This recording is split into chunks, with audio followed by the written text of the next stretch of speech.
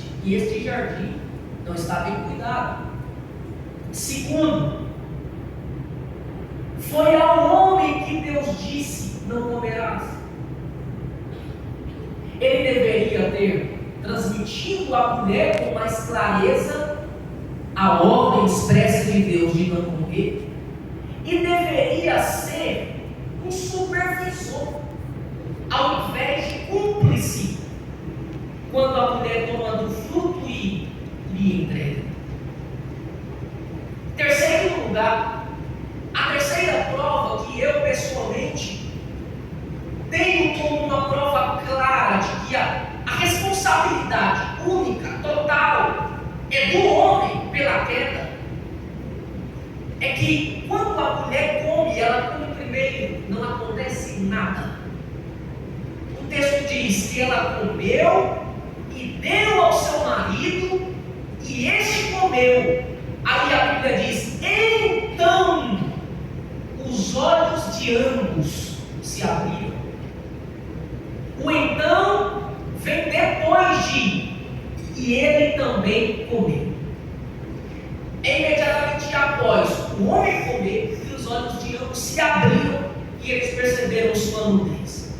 Quarto lugar, esta prova é Deus quem dá.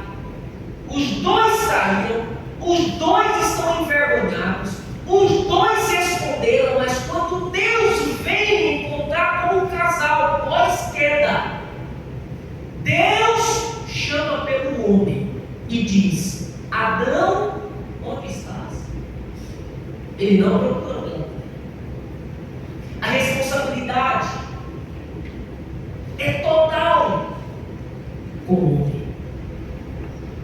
O homem diz: estou escondido. Aí Deus diz: quem te disse? Quem te mostrou que você está nu? Por acaso você comeu? Não está no plural, não, está no singular. Por acaso você comeu do fruto da árvore que eu te ordenei? Não é que eu vos ordenei para que não comesse, é que eu te ordenei.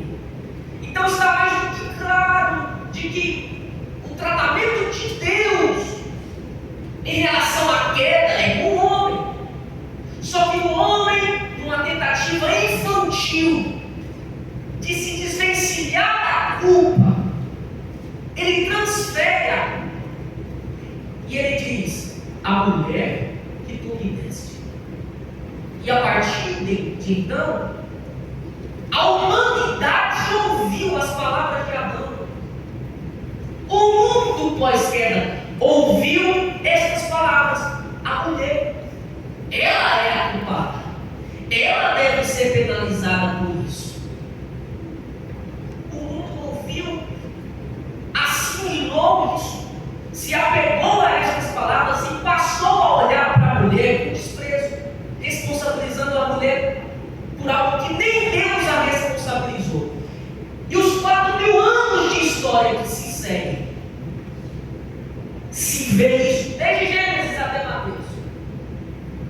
A Bíblia não é machista, mas o Antigo Testamento descreve sociedades, comunidades, povos, culturas totalmente machistas e cenário de total desvalorização da mulher, sempre tratada com inferioridade, seu devido valor nunca reconhecido, vivendo numa condição de total exclusão social. E eu disse: foram 4.000 anos até o tempo em que Jesus nasceu. E o mundo em que Jesus nasceu, embora houvesse algumas exceções, algumas regras relacionadas às mulheres,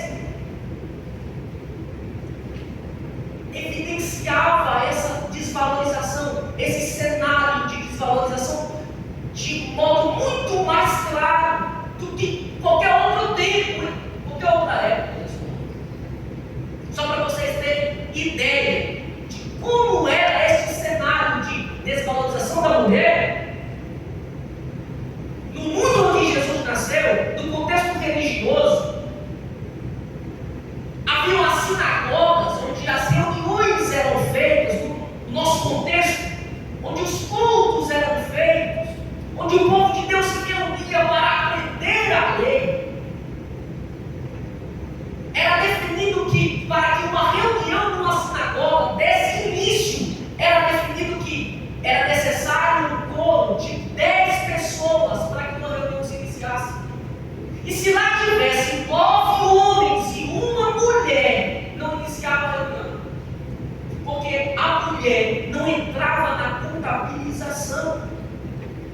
havia um ditado rabínico da época de Jesus. Os rabinos eram os mestres da lei, aqueles que ensinavam a lei de Deus às pessoas. Havia um ditado entre eles que dizia: é melhor queimar todas as palavras da lei do que ensiná-las a uma mulher.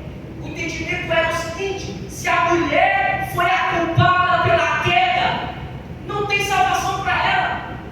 Não adianta ensinar a lei para alguém que foi a responsável pela queda, pelo distanciamento da humanidade de Deus.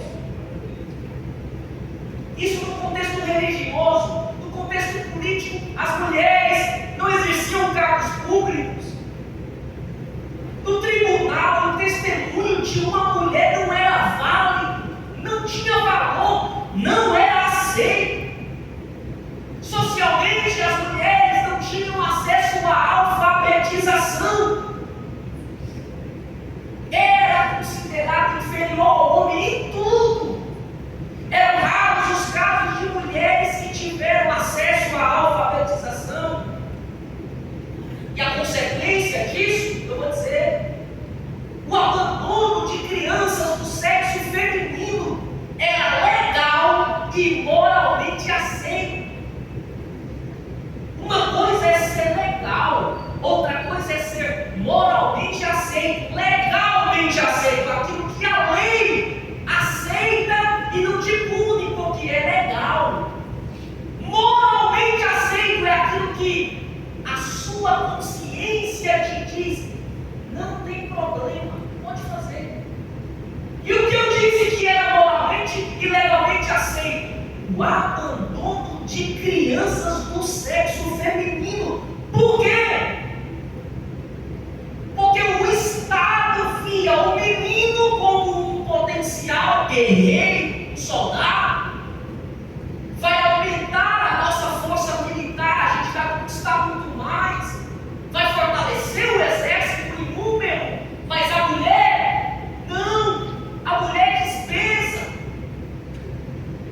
Uma pesquisa feita no tempo de Jesus revelou em 600 famílias, apenas 6 das 600 tinham criado mais de uma filha mulher em casa. Eu não disse que tinha nascido mais de uma filha mulher, eu disse criado, porque nascer, nasceu. Mas quando nascia menina, e na família já havia uma menina, a segunda era descartada, e isso não era visto como sendo algo ruim, era aceito.